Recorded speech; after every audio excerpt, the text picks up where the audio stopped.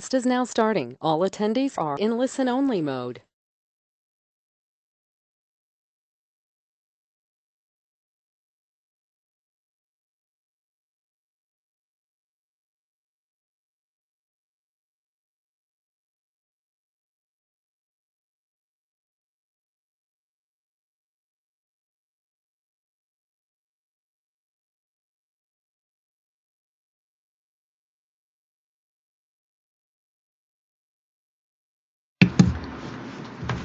Okay, so welcome to those that have just joined the webinar.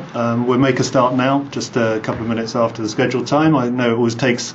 Thank you for giving us your time this morning. I'm joined by three of my colleagues today to talk about the opportunities that we see arising in Japan for European companies. Perhaps as a start, it would be good for my colleagues to introduce themselves. Hi, I'm Charmaine Coutinho. I'm a principal analyst here at Delta working on the new energy business model research service. Good morning, my name is Leon Giele. I'm responsible for business development in Asia. And good morning, I'm Silvestros Vlachopoulos, working as an analyst in the consulting team of Delta. Okay, thank you guys. So in terms of the webinar today, we'll be trying to keep it to about 40 minutes. We know how busy everyone is. There is a screen down on the dialog box on the right-hand side of your screen where you can submit questions. But before we start the webinar, I thought it would be interesting just to have a poll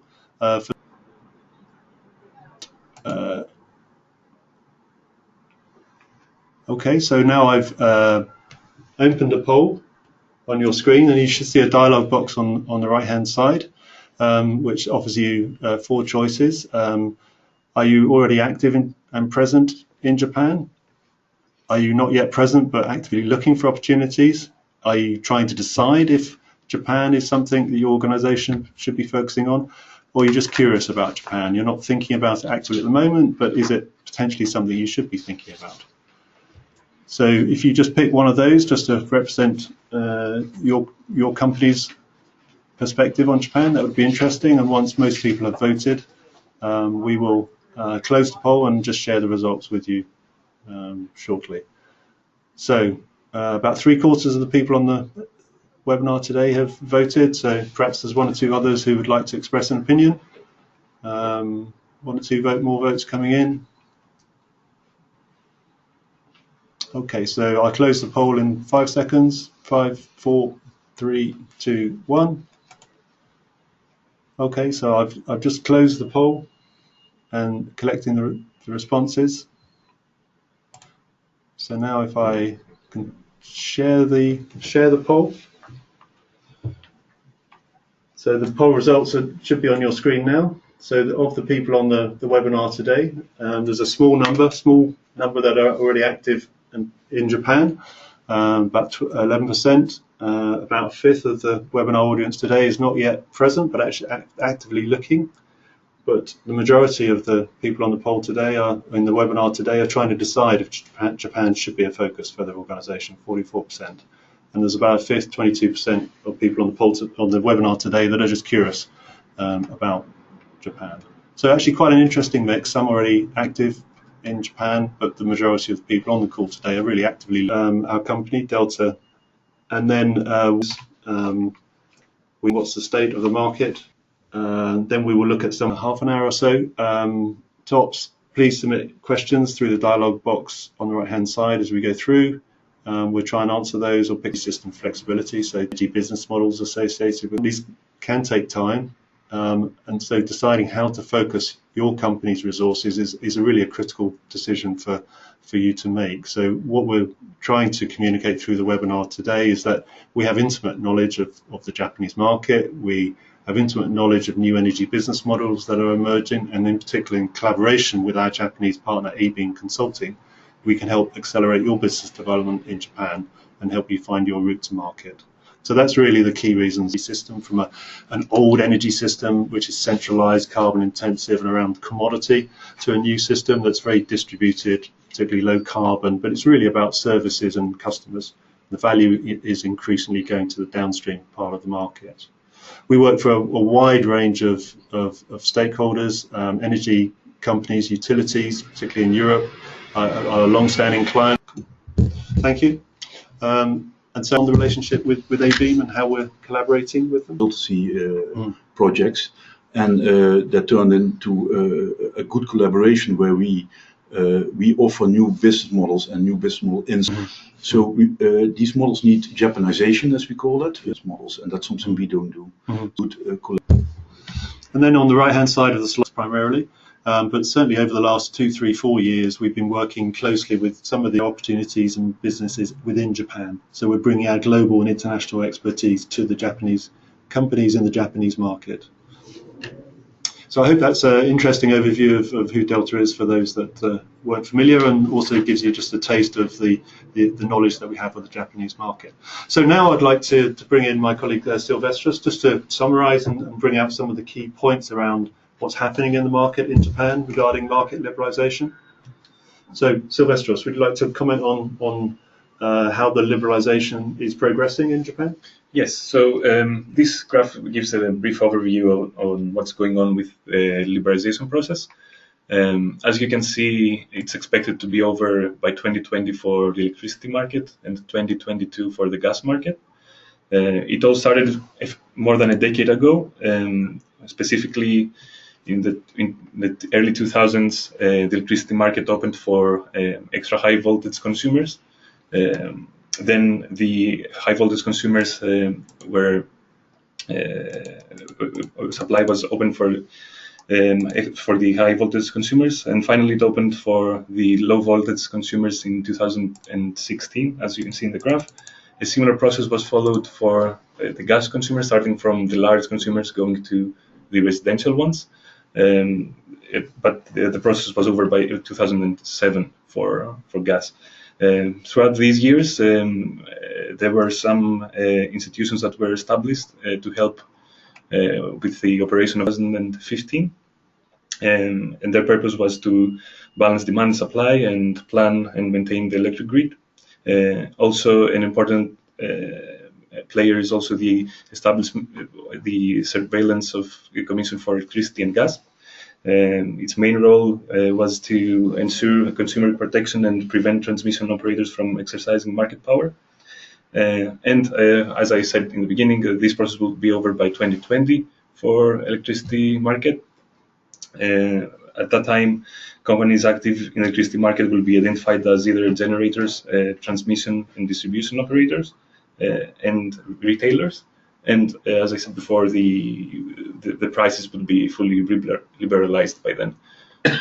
Okay, thank you, Silvestros. I see somebody ask a question earlier on regarding what do we mean by value downstream when we talk about the energy system, and what we mean is that historically most of the profitability in the industry has been associated with assets. So in power stations, for example, in the wholesale market, but increasingly in the future, the profitability will be more focused around customers, and it will be more towards the consumption or demand end of the value chain. So we see a migration in value towards the customer. That's essentially what we mean by that statement. So moving on with the discussion of the Japanese energy market, you've summarised there the changes happening, Silvestros. How are they impacted, or how have they impacted upon the Japanese market? Yes, and naturally this whole process radically changed the landscape of the energy market, and this is already very much evident, despite the process not being officially fully over yet. So on the one hand, we can see how the Japanese market used to look like. You had 10 regional monopolies in electricity, companies such as Tokyo and Chubu, and power companies. For the gas sector, you had 3 major gas utilities holding 70% of the market share. The tariffs for gas and electricity were fully regulated, and at the same time utilities only focused on supply. There was minimum sales activities for services and other offerings. Now how the Japanese market looks now, there is very high competition in the electricity market. There are around 400 new entrants ranging from gas companies to telcos. We also have electric utility companies being active in the gas retail market.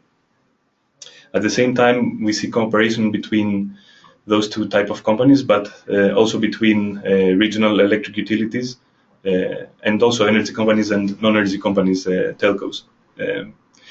With regards to the tariffs, utilities now set new competing tariffs. For example, dual fuel prices or discounted rates when bundled with other company services.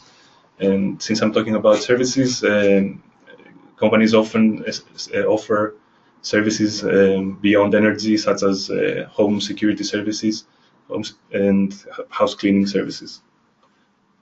Okay, thank you. And in terms of the sectors that we see as being most exciting, I know we've done a lot of work on this, and we've identified 3 different areas. Yeah. Well, first of all, there is, as Leon said before, there is a great interest in new energy business models, and this naturally feeds in from the deregulation process that increases competition. But this is also fed in by the change that happens in the Japanese system. This is more led by 3, you might call them megatrends of the energy market globally. So these are things that are globally seen as changes everywhere. You have electricity system flexibility, renewable energy generation, and digitalization of energy. Within the bubbles, you can see what we mean by targets. Has high targets for home energy management systems in Japan. Okay, thank you, Silvestros. Apologies there to people listening to the webinar. There was a problem with the internet connectivity, I think, so the screen hasn't updated, perhaps in line with Silvestros' presentation, but thanks for summarizing some of the main opportunities that we see, Silvestros. So now we'd like to just move on to the next session, thinking about the new business models that we see have high potential. So at this point, I'd like to bring in Charmaine, who leads our New Energy Business Model Research service, to just highlight 2 or 3 of the concepts and ideas that we think are quite transferable in Japan. Yes, so thanks, Silvestros. So you can see the 3 key areas that Silvestros ran through. We've reordered them slightly, but that will become apparent. So there's 3 areas of market opportunity that we see. One is this digitalization piece. And the second one is around renewable energy generation. And the third one is around electricity system flexibility. So in the first one, I think there's kind of 2 key points to pull out. One, which is around how you would go approaching developing relationships between a manufacturer, so for example, and an energy company. And that's the core challenge of that is getting your product into the Japanese market. I think the second point related to that is very similar. It's about how you reach the customers. So you can see how the reaching of the customers and the role of the customer in Japan is becoming more and more important. On the second opportunity around renewable electricity generation, I think this is in some ways kind of quite simplistic, but actually it's much more of a challenge to coming back to the partnership approach again, is that working with energy companies in order to reach these customers will be a key way of developing business opportunities.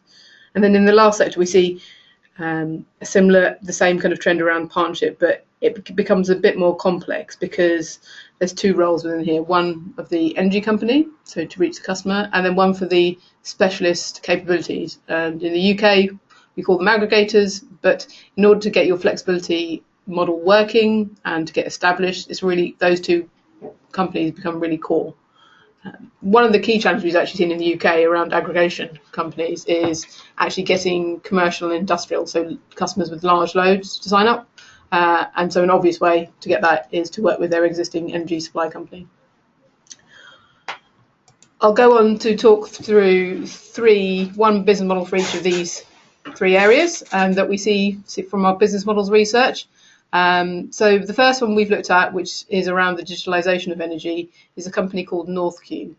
So this is a Danish company. They specialize in home energy management solutions, split across 2 sections really. One which is around collecting data, and the other piece is around home energy automation. So on the left-hand side, you'll be able to see a business model diagram. And the interesting thing about Northq and what makes it relevant for Japan is that they operate multiple ways of reaching their customer. So they work with both utilities as an indirect route to market. They also work directly to the customer, so they will sell widgets, gadgets, a home automation platform directly to the customer. And they also work through key retailers like Amazon, online and offline. They will also white label their products. The interesting piece around that is that it gives the opportunity for companies who wish to go to Japan to operate multiple ways of reaching their customer. So you do not have to necessarily choose one route to market. Northview is particularly interesting for two reasons. One, they target energy insights and energy management, which, as Silvestros has alluded to, is a key driver in Japan. But also, quite often, we see the first stage in many companies who are transitioning their old energy business model.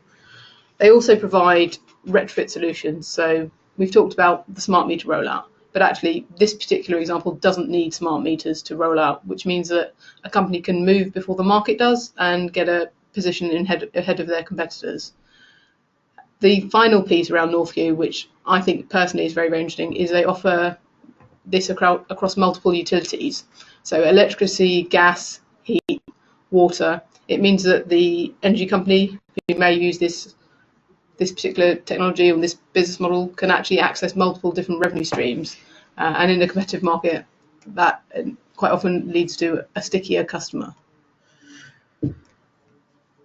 So the next business model that I'll touch on speaks to the two other sections. One, which is around renewable energy generation, which is on the left-hand side.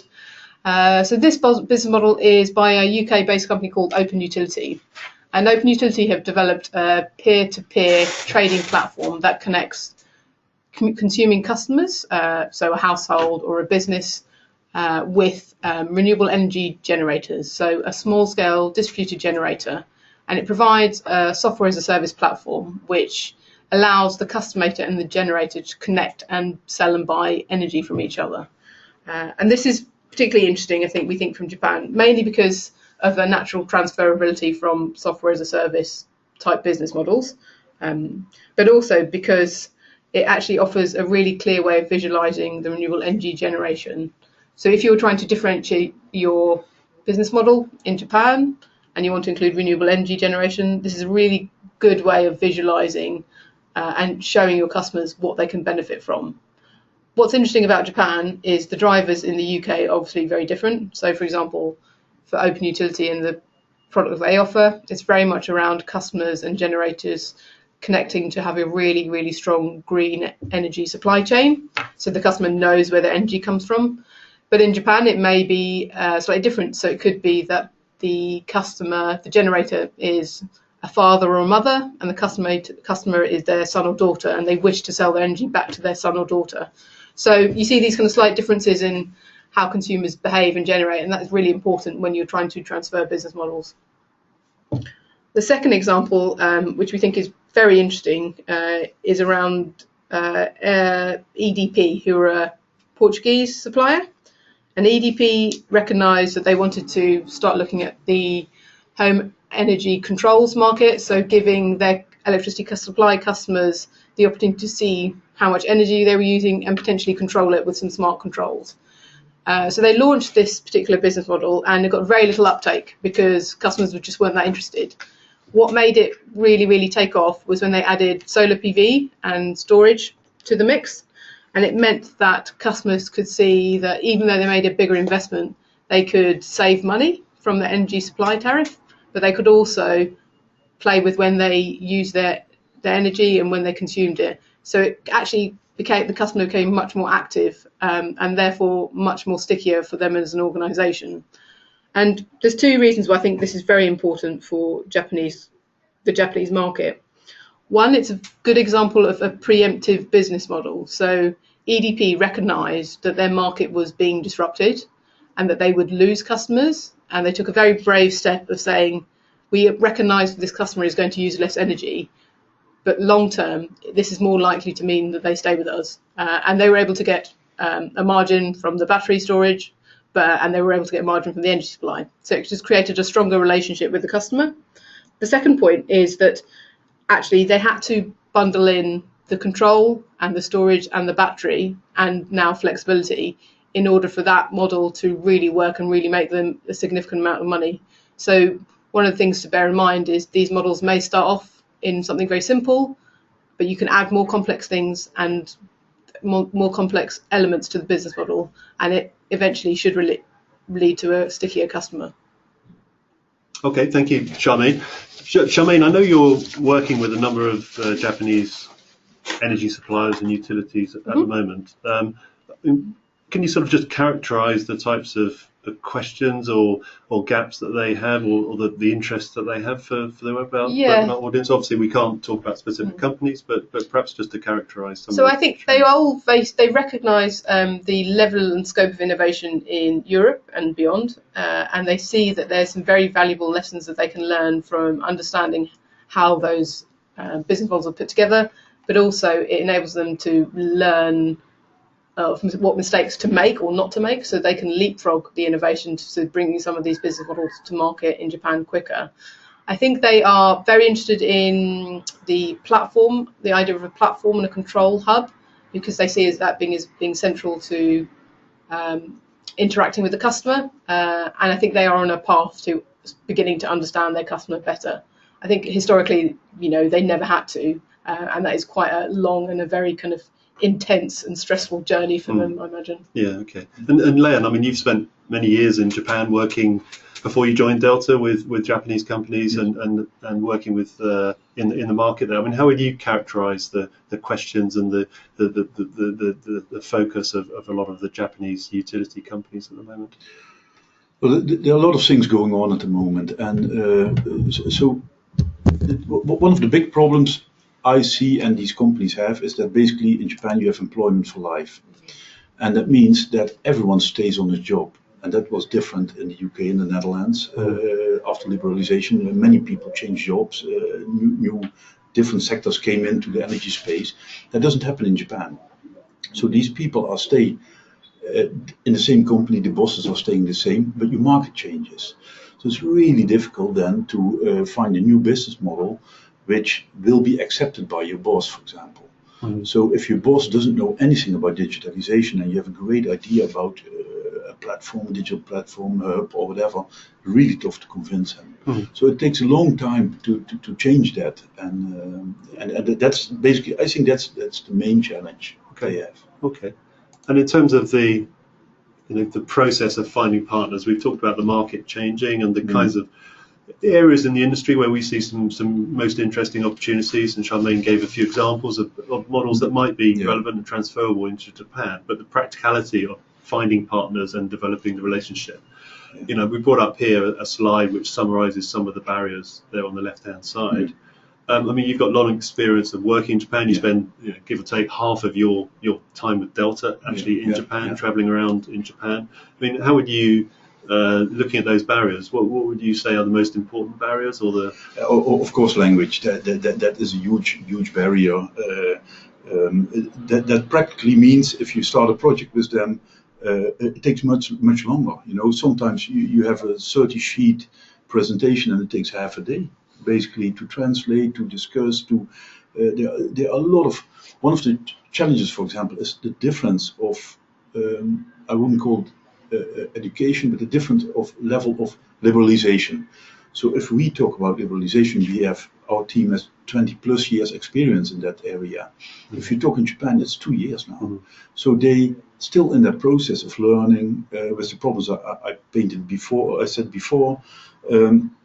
So often it's different, their perception of where they are. For example, if you talk about demand response or flexibility, that market doesn't exist really. They can learn from Europe, of course, but it's very difficult to translate that into Japanese. So there are not many people at the moment in Japan who really understand that market. Right, yeah. But it's part of it because the language is not there. I mean, when I say language, the definition for what this means. It's that, but it's also not. It's not alive yet there, so it's not actual. So if you took the language out and you took that sort of the language side of it out, I mean, what are the other barriers? I think we've probably identified a few of them on the left, but if language wasn't an issue, how easy or how difficult would it still be to work with Japanese partners and find the right companies to work with. Well, if you, for example, look at one of the biggest companies like TEPCO, that company has many doors to enter. And so there are many people in London, in the US, everywhere. But how do you get the right door? That's really tough. So you need really insight into that market. Mm-hmm. So you can, of course, try to adventure yourself into a country like Japan and go to a kind of exhibition and promote your company there. You probably get a handful of companies who speak English and are willing to talk to you, but then still you don't know what door you opened. Mm. So I would recommend, if you really are interested in Japan, try to work with an intermediate company who knows this market, knows these people. We could be a very good company to help you. ABeam could be a very good company. Sometimes an embassy could help you a lot to more focus your company into that market and to find the right customer. Yeah, okay. Then so moving on to some of the solutions that we see. You mentioned they're partnering with a facilitator.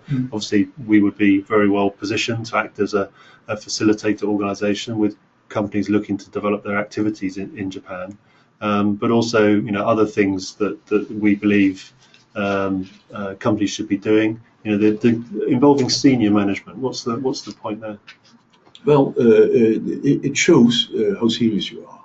So basically, that's also one of the parts of that whole process, is that you have to show that everyone is involved in this process, and from low to high in the company, everyone is carrying this project, and that's why it's very important to have some senior people show their support to this. Yeah. Okay. And the points about many meetings and being patient. Yeah. Well, we are used to in Europe that the big boss makes a decision.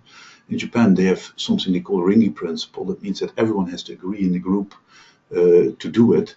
That means that it takes a long time to convince everyone, but at the end you have a more stickier result because it's not easy to turn down anymore. So while it may take time to get decisions, it's much more solid than it is here. Yeah. And the idea of, you mentioned with TEPCO, developing the right relationships. Yes. Being critical, so identifying who it is. Yeah, it's very easy to have a relationship for 2 years with a company and finding out it's the wrong guy. Yeah. But then there's a point here you make about being responsive, reacting quickly. It seems to jar with the being patient and taking time. These things take time, but you're suggesting that it's important for European companies to respond quickly. Yes. It's. You have to show that you're very eager to work there, and that you are. It's not a second thing; it's a very first priority if you start something like that. Yeah. Okay. And again, you mentioned the relationship. They're investing in the relationship. That's really important. It's not so much about only the process, but you have to really invest into this and to show that you're committed to this. Mm-hmm. Do you think that's more important in Japan than it would be in a European context? Definitely, yes. You really have to invest in relationships. Yeah. That's the reason I'm that much in Japan. Yeah. Okay. And then the final point here about bringing out the customer-centric nature of the offering. Why is that particularly important in Japan?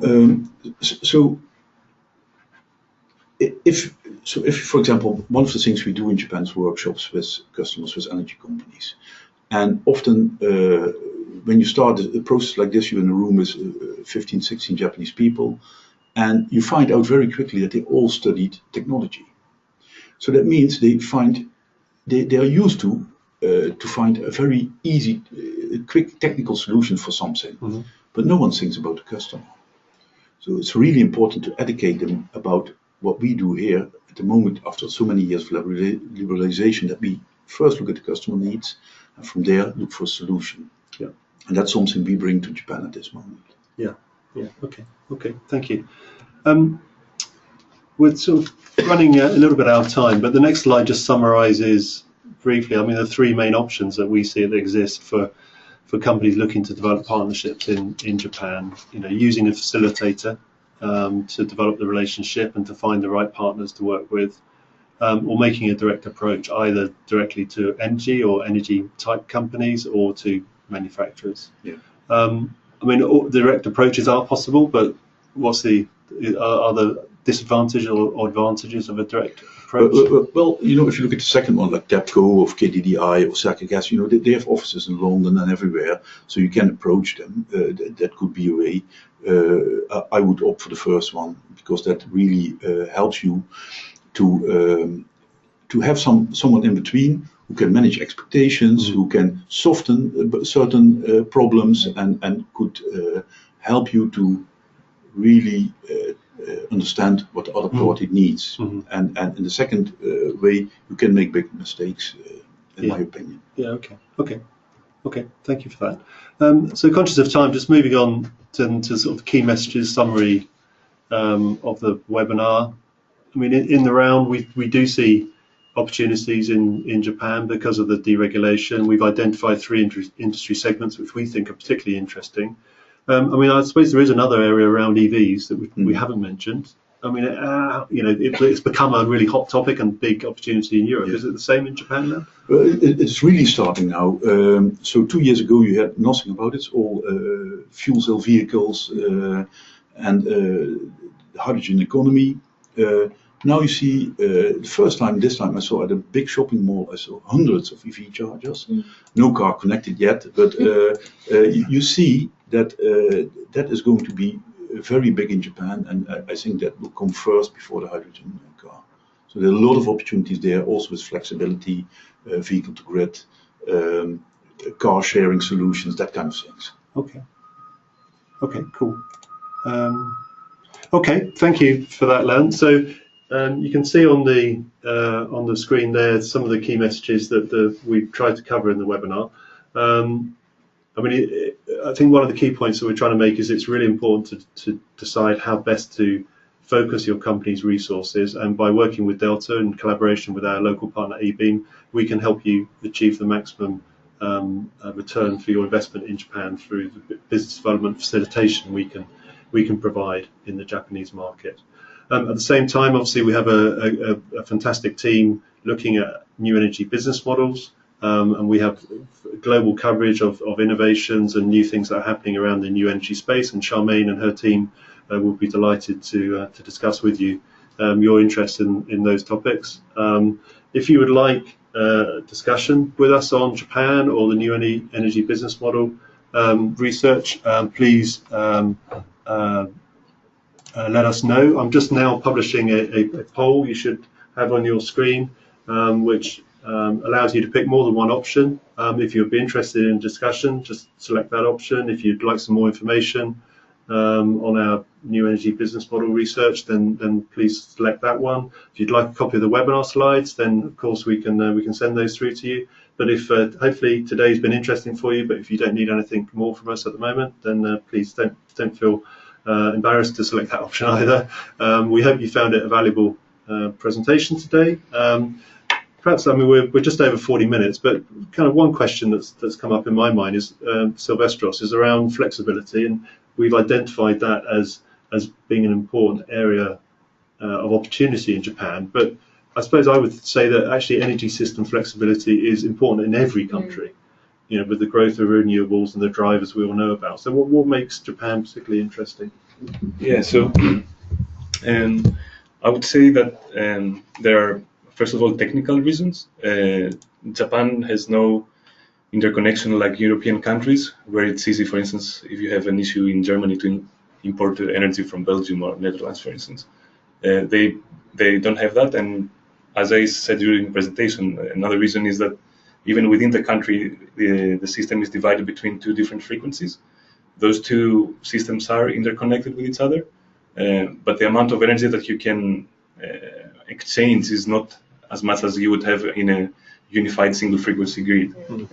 So, you know, the lack of available energy really makes it really important to have a flexible grid, especially if renewables such as PV, so residential PV, for instance, come in large masses in the next years. Yeah. So there are some specific circumstances in Japan that actually do bring that out more strongly, perhaps. Yeah. Okay. Cool. Okay, well, that's just over 40 minutes. So thank you, everyone, for giving us some of your time this morning. We appreciate how busy everyone is. If you haven't responded to the poll that's on your screen yet, please do so before you log off. But we're in the webinar now, and I'd like to thank my colleagues for their contributions. Hopefully everyone's found that interesting. As always, we value your feedback, so don't hesitate to get in touch with any of us regarding the topics we discussed today. But I'm sure Leon, who leads our business development in Japan and more broadly in Asia, actually would be very happy to speak informally with anyone on the call today. So thank you for your time, and have a nice day.